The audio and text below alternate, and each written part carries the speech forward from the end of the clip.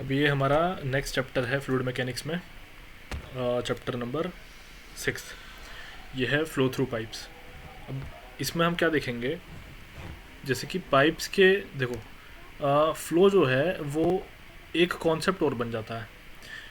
ये पाइप के अंदर होने वाले फ्लो के स्टडी हम करेंगे। एक पाइप होता है, उसके अंदर जो फ्लो हो रहा है उसको स्टडी करेंगे। एक ऐसे ही होता है ओपन सरफेस फ्लो या फिर ओपन चैनल फ्लो, यानी कि उसमें सिर्फ एक ही साइड क्या होता है, एक ही साइड बाउंड्री होती है। लेकिन पाइप में क्या होता है कि दोनों साइड चारों तरफ से इंक्लोज एक तरीके से बाउंड्री होती है। तो अभी हम क्या कर रहे हैं, अभी फ्लो थ्रू पाइप्स करेंगे, फिर बाद में हम करेंगे अपना ओपन चैनल फ्लो या फिर ओपन सरफेस फ्लो। तो ये जो ओपन चैनल फ्लो है इसके लिए पूरा पूरा एक सब्जेक्ट ही बन जाता है। तो अब जो हमारा पहला पार्ट है इसको देखते हैं। तो फ्लो थ्रू पाइप्स में क्या है, सबसे पहले यहाँ पे आप लोग देख पा रहे हैं कि ये जो एक ग्राफ बना हुआ है ना, इसमें पहला, ये दूसरा, ये थर्ड, ये यहाँ पे फोर्थ, ये यहाँ पे फिफ्थ, ये क्या है, ये वेलोसिटी प्रोफाइल्स हैं। वेलोसिटी प्रोफाइल्स यानी कि जो ग्राफ होते हैं उन्हीं को हम क्या कहते हैं, वेलोसिटी प्रोफाइल्स कहते हैं। तो वेलोसिटी ग्राफ जो है उन्हीं को हम वेलोसिटी प्रोफाइल कहते हैं। तो इसमें कन्फ्यूज मत होना, velocity graph equals to velocity profile, ठीक है। तो इसमें कन्फ्यूज होने की ज़रूरत नहीं है। चलो अब देखो यहाँ पे, तो यहाँ पे सबसे पहला वाला जो है ये स्टेजेस हैं। ये जो 1 2 3 4 5 मैंने करके बनाए ये हैं स्टेजेस। स्टेजेस कैसी, पहली स्टेज वो है जब हमारा फ्लूइड फ्लो ही होना शुरू हुआ था, और फिफ्थ स्टेज वो लास्ट स्टेज है जब हमारा फ्लूइड कम्प्लीटली फ्लो हो रहा था। तो जब फ्लूइड कोई भी फ्लो होना शुरू करेगा तो उसकी वेलोसिटी क्या होगी, स्लो होगी। तो उस सिचुएशन में क्या है कि सारी की सारी वेलोसिटी उसकी यूनिफॉर्म होती है। जब फ्लूइड फ्लो ही होना शुरू होता है तो उसकी वेलोसिटी क्या होती है, यूनिफॉर्म होती है हर जगह पे। यहाँ पे भी यूनिफॉर्म, यहाँ पे यूनिफॉर्म, हर जगह यूनिफॉर्म है। उसके बाद जैसे जैसे स्पीड बढ़ती चली जाती है, यहाँ पे वेलोसिटी जो होती है वो गिरनी शुरू हो जाती है इस एंड पे। इस एंड पे आप देख रहे होंगे, देखो वेलोसिटी क्या हो रही है, गिरनी शुरू हो रही है। और कर्व जो है थोड़ा सा जो फ्लैटनिंग था उसका, वो सारा का सारा सेंटर पे क्या होता है, कंसंट्रेट सा होना शुरू हो जाता है। देखो सेंटर पे वेलोसिटी बढ़नी शुरू हो जाती है और बाकी सब एंड्स पे क्या हो जाती है, कम होनी शुरू हो जाती है। देखो यहाँ पे तो ये होता है। अब क्या है कि जब फ्लो होना शुरू हुआ वहाँ से लेकर के जब तक उसने पूरी की पूरी वेलोसिटी अपनी अटेन नहीं करी फ्लूइड ने, या अटेन कर ली, तो वो जो डिस्टेंस है, वो जो लेंथ है, उसको हम कहते हैं एल डी, ठीक है। उसको हम डिनोट करते हैं एल डी से, और इसी को हम कहते हैं फाइनल वेलोसिटी प्रोफाइल या फिर फाइनल वेलोसिटी लेंथ। तो एक रेशो होता है कि एल डी अपॉन डी, ये डी यहाँ पे आपका डायमीटर है। तो एल डी, ये जो भी आपको मैंने बताया कि जो डिस्टेंस है वो हमारा एल डी है। तो L D upon capital D, इसकी वैल्यू अगर 0.05 आर ई यानी कि रेनॉल्ड्स नंबर के बराबर है, ये जो आर ई है ये हमारा रेनॉल्ड नंबर है, अगर इसके बराबर आ जाती है तो वो क्या है, लेमिनार फ्लो होगा, ठीक है। वो क्या होगा, लेमिनार फ्लो होगा, इसको याद रखना है। तो रेनॉल्ड नंबर को कैसे हम, फॉर्मूला होता है उसका rho V D upon mu. यहाँ पे रो क्या हमारा density, V velocity, D diameter, mu हमारा डायनामिक विस्कोसिटी। ये होता है rho V D upon mu, ठीक है। अब यहाँ पे जो है d is replaced by l if we have length. देखो यहाँ पे क्या है, अगर आपके पास में डायमीटर है तो डायमीटर रखेंगे, अगर मान लो यहाँ पे आपके पास में डायमीटर नहीं है और लेंथ है तो फिर आप यहाँ पे लेंथ की वैल्यू रख देंगे। तो अब यहाँ पे एंट्रेंस लेंथ होता है। अभी देखो एंट्रेंस लेंथ क्या है, length received, sorry length required by the fluid to attain its full velocity profile. तो ये जो एल डी की मैं बात ऊपर कर रहा था, ये वही एल डी है आपका क्या, एंट्रेंस लेंथ। उसको क्या बोलते हैं, एंट्रेंस लेंथ बोलते हैं, डिनोट किया जाता है इसको एल डी से, ठीक है।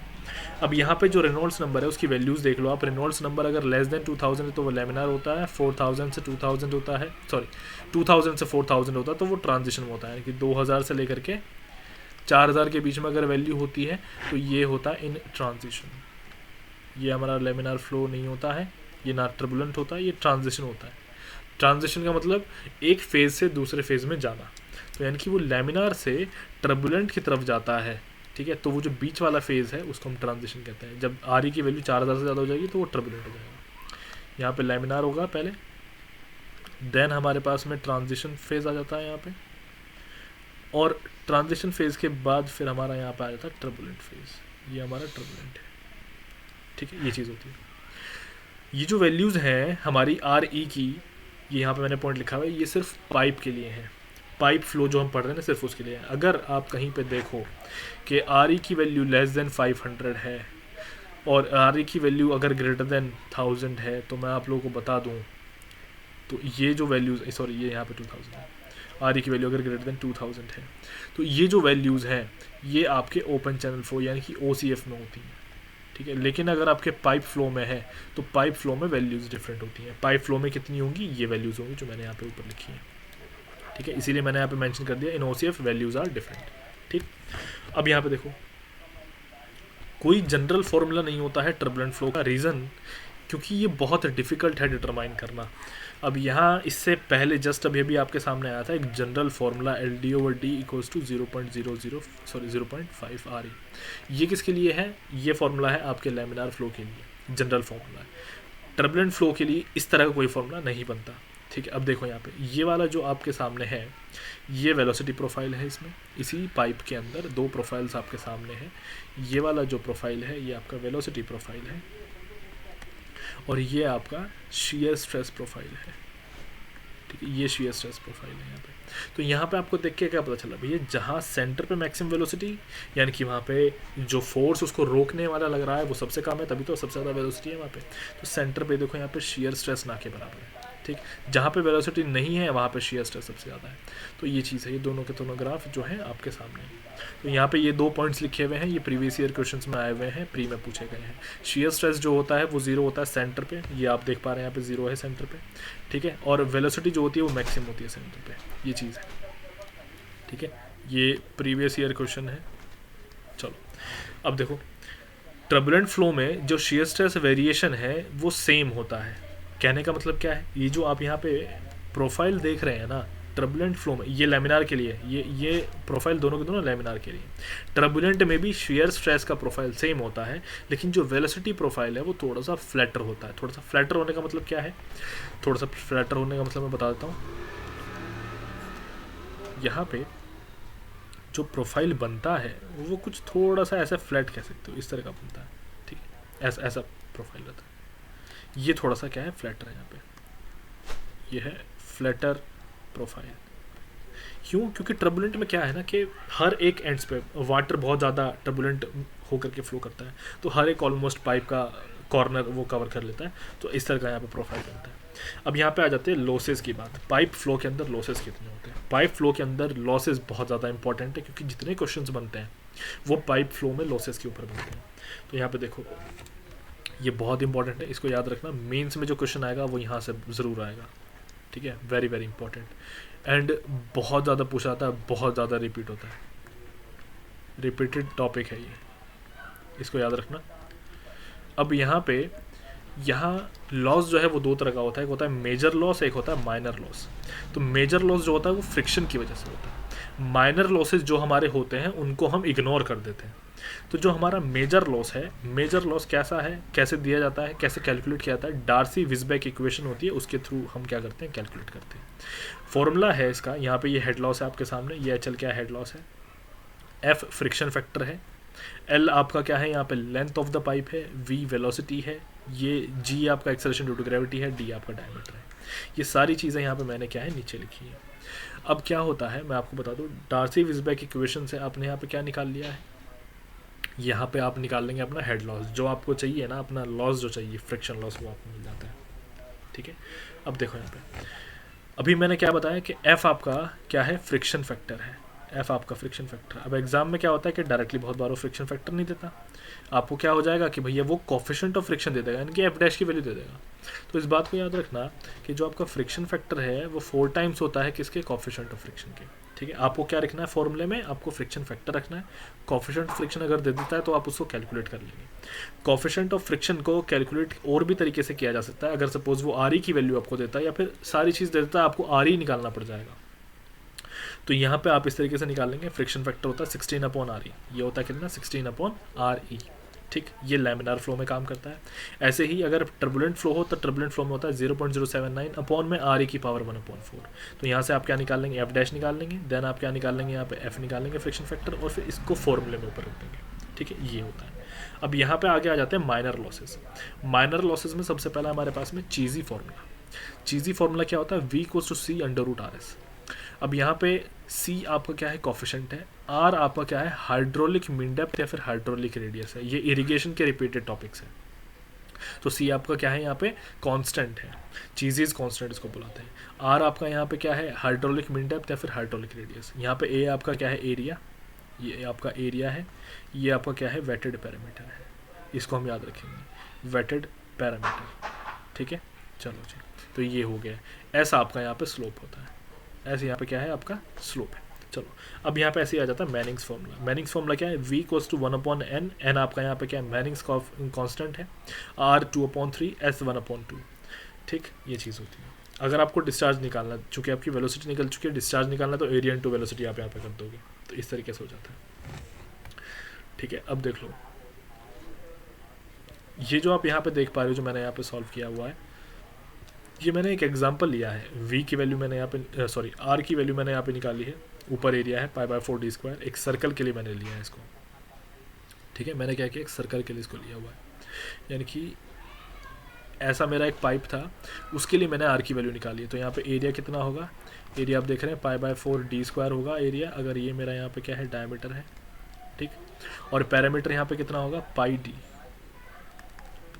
2πr होता है ना, तो वो 2πr क्या हो गया यहाँ पे, πd हो गया। तो मैंने क्या किया, π/4d² को πd से डिवाइड कर दिया, तो d/4 मेरे पास में यहाँ पे आंसर है। ठीक, अब ये d/4 मैं यहाँ पे आंसर में, इसमें सॉरी फॉर्मूले में रख दूंगा, तो बस इस तरीके से मैं अपनी वेलोसिटी निकाल सकता हूँ। सपोज आपको स्लोप निकालना है, तो स्लोप निकालने के लिए क्या फॉर्मूला होता है, हेड लॉस को मैं लेंथ से डिवाइड कर दूंगा।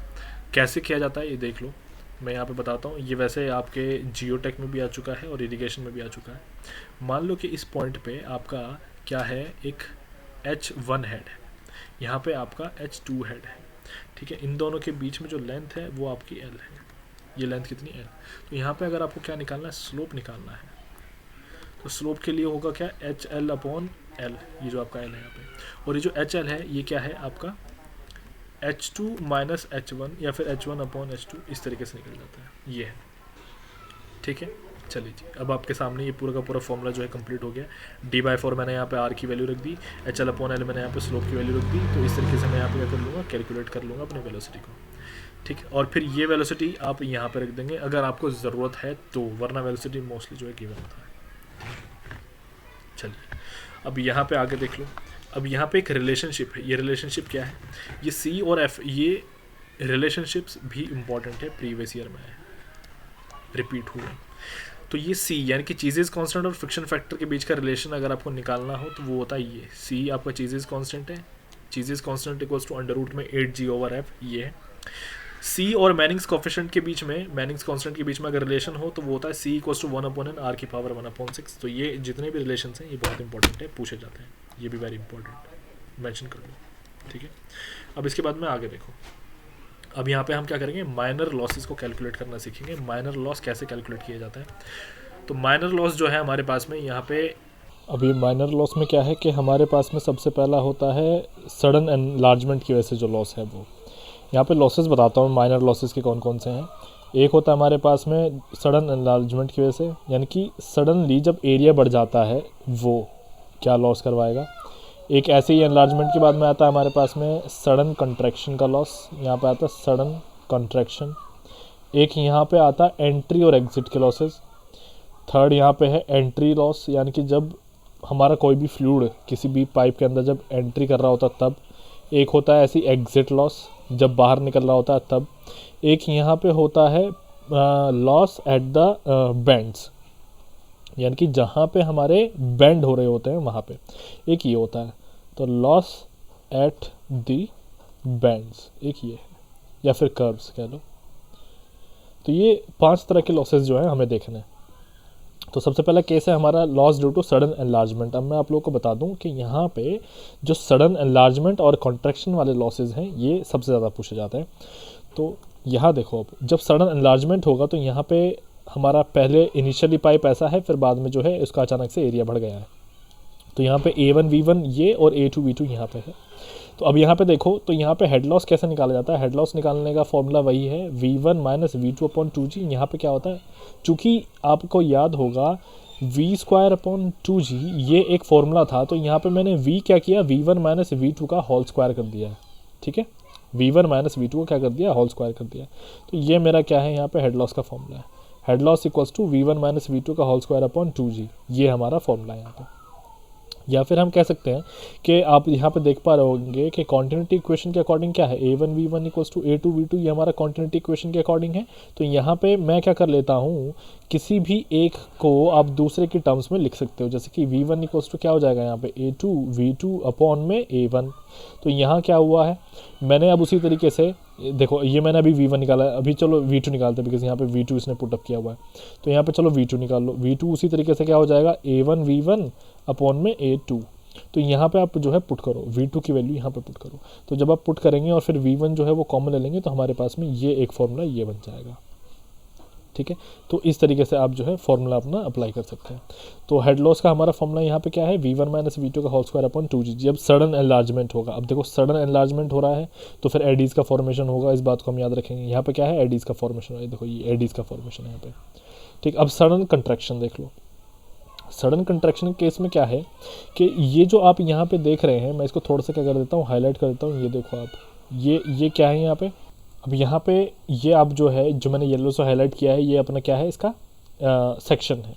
तो अब आप इस सेक्शन में देखो कि वाटर फ्लो कैसे करेगा। तो थोड़ा सा अब देखो, ये जो मैंने यहाँ पे एक ये जो बनाया हुआ है इस तरीके से, आपको दिख रहा होगा, ये जो अभी ब्लू से दिख रहा है, यहाँ पे इसको मैं हाईलाइट कर देता हूँ थोड़ा येलो इससे। ये देखो यहाँ पे ये जो मैंने एक लाइन ड्रॉ की है ना अभी, ये लाइन को फॉलो कर रहा होता है हमारा वाटर या फिर जो भी लिक्विड होगा वो। तो इस तरीके से हमारा क्या होता है, फ्लो होता है। आप एक बार ज़रा देखो, जब सडन कंट्रैक्शन हो रहा है तो यहाँ बीच में आपको थोड़ा सा क्या मिल रहा है, गैप मिल रहा है। इसको एक बार थोड़ा सा मैं जूम करके ही बना के दिखाता हूँ। ये यहाँ पे क्या हुआ है, सडन कंट्रैक्शन हो रहा है। ठीक है, प्रोफाइल कैसा है, प्रोफाइल कुछ इस तरीके का है, ऐसा प्रोफाइल है यहाँ पे कुछ ऐसा। तो अब आप यहाँ देखो, यहाँ पे मैं एक सेक्शन लेता हूँ, ये जो आपको दिख रहा है ना, ये वाटर ऐसे फ्लो हो रहा है, यहाँ पे ये वाटर ऐसे फ्लो हो रहा है, ये वाटर फ्लो हो रहा है। अब यहाँ पे मैं एक सेक्शन को मान ले रहा हूँ। सेक्शन मेरा कहाँ पे, सेक्शन मेरा दो जगह पे, एक सेक्शन में अपना यहाँ पे लूँगा और नेक्स्ट सेक्शन में अपना यहाँ लूँगा। आप ये देख रहे होंगे, ये तो ये देखो ज़रा एक बार, ये कितना एरिया है। अगर मैं टोटल कंपेयर करूँ इस वाले एरिया से, यानी कि सेक्शन के एरिया से, अगर मैं इससे कंपेयर करूँ तो मुझे वाटर वाला जो एरिया है वो काफ़ी कम दिख रहा है। ठीक है, यहाँ पे एक्चुअली क्या हो रहा है, यहाँ पे ऐसी जगह पे बन जाता है वेना कॉन्ट्रैक्टा, उसको हम क्या कहते हैं, वेना कॉन्ट्रैक्टा कहते हैं। यहाँ पे बन रहा है वेना कॉन्ट्रैक्टा, ये देखो ये मैंने लिखा हुआ, यहाँ पे क्या बन रहा है, वेना कॉन्ट्रैक्टा। तो यहाँ पे जो वेलोसिटी है वो वीसी से डिनोट करूँगा मैं, सिर्फ इतने पार्ट से। तो जैसे कि आप देख पा रहे हैं, मैं आपको थोड़ा सा बताता हूँ, ये हमारा पार्ट 1 होगा, ये हमारा इधर का पार्ट 2 होगा, सेक्शन वाइज, जहाँ पे एरिया हमारा कम है। तो ये a1 v1 हो जाएगा यहाँ पे, ये हमारा a2 v2 हो जाएगा। लेकिन क्या है कि यहाँ पे ये वाला जो अब है आप लोगों के सामने, रुको थोड़ा सा इसको डिफरेंट बनाना पड़ेगा ताकि आप लोग डिफ्रेंशिएट कर सको। हाँ, अब ये देखो, जो रेड वाला लाइन से आप देख रहे हैं ना, जो मैंने यहाँ पे लिखा है, यहाँ पे vc वेलोसिटी है इस रेड वाले इस हिस्से के लिए। ये जो इधर मेरा ब्लैक वाला हिस्सा है, यहाँ पे v2 वेलोसिटी है। ठीक है, तो ये जो वेलोसिटी यहाँ पे vc है, ये है वेना कॉन्ट्रैक्टा वाली वेलोसिटी। अब वेना कॉन्ट्रैक्टा क्या होता है, देखो जब बहुत ज़्यादा प्रेशर की वजह से बहुत ही कम एरिया से अगर पानी निकल करके जाएगा या कोई भी लिक्विड निकल कर जाएगा बहुत ही छोटे से एरिया से, तो वहाँ पे उसको हम कहते हैं वेना कॉन्ट्रैक्टा। वो वेना कॉन्ट्रैक्टा हो चुका है कि बहुत छोटे से एरिया से काफ़ी ज़्यादा प्रेशर के साथ पानी या फिर कोई भी लिक्विड जब निकल के जाता है तो वेना कॉन्ट्रैक्टा होता है। यहाँ पे वेलोसिटी है आपकी वो vc। ठीक है, बाहर निकलने वाली वेलोसिटी यहाँ से v2 है, अंदर जाने वाली वेलोसिटी आपकी v1 है, और वेना कॉन्ट्रैक्टा की वेलोसिटी यहाँ पे कितनी है, vc है। तो यहाँ पे जो आपका फॉर्मूला है HL क्या हो जाएगा, यहाँ पे हेड लॉस क्या हो जाएगा, जैसे आपने अभी ऊपर देखा था v1 माइनस v2 का होल स्क्वायर अपॉन 2g, तो यहाँ पे हो जाता है vc माइनस v2 का होल स्क्वायर अपॉन 2g। ठीक है, ये हो जाएगा इतना। अब यहाँ पे बिल्कुल उसी तरीके से, अब ये आप जो देख पा रहे हैं, ये vc अपॉन vt जो हमने ऊपर किया था सेम उसी तरीके से हम यहाँ पे भी कर लेते हैं। ठीक है, सेम टू सेम उसी तरीके से यहाँ पे हो जाता है। अच्छा, अब एक बात को आप याद रखना, कोफिशिएंट ऑफ कॉन्ट्रैक्शन का कॉन्सेप्ट ऊपर एक बार आया था, cc की वैल्यूज़ थी कोफिशिएंट ऑफ कॉन्ट्रैक्शन की, आप लोगों को अगर ध्यान होगा तो वहाँ पे हमने क्या लिखा था, a0 अपॉन a2 लिखा था। तो यहाँ पे अब क्या होगा, यहाँ पे होगा ac, यहाँ पे होगा ac अपॉन a2। ठीक है, इस चीज़ को हम याद रखेंगे। तो उसी तरीके से फिर यहाँ पे मैंने क्या किया है, चूँकि ये हो चुका है, अब ऐसे ac vc equals to a2 v2 हो जाता है। इसको पूरे को हम क्या करेंगे, सॉल्व कर लेंगे। अब इसको पूरे को हम क्या करेंगे, सॉल्व करेंगे। तो तो जैसे मैंने बताया कि एक रिलेशन ये हो जाएगा यहाँ पे A C V C equals to A2V2। तो ये अब सेम टू सेम यहाँ पे मैं क्या करूँगा, किसी भी आप एक वेलोसिटी का जैसे मैंने ऊपर चेंज किया था और इस तरह का एक रिलेशन बनाया था, उसी तरह का रिलेशन आप इस तरीके से भी बना सकते हैं। और फिर ये जो आप यहाँ पे CC देख पा रहे हैं, ये CC क्या है, ये CC है, ये वाला रिलेशन बनाया तो फिर आपने यहाँ पे CC को पुट कर दिया। ठीक है, चीज़ें सब आसान है, डिफ़िकल्ट कुछ नहीं है। चलो अब यहाँ पे आगे देख लो। अब ये क्या है, ये जो रिलेशन आप लोगों के सामने है यहाँ पे HL का हमारा क्या फॉर्मूला है, अभी एक बार देखो। HL का हमारा फॉर्मूला ये बना है V2² और यहाँ पे ये बना है।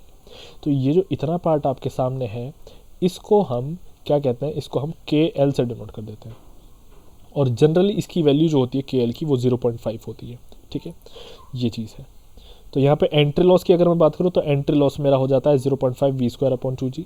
एंट्री लॉस यानी कि ये जो मेरा पाइप है, इस पाइप में जब हम यहाँ पे एंटर कर रहे होंगे तो यहाँ पे एक एंट्री लॉस होगा, यहाँ पे एक एग्जिट लॉस होगा।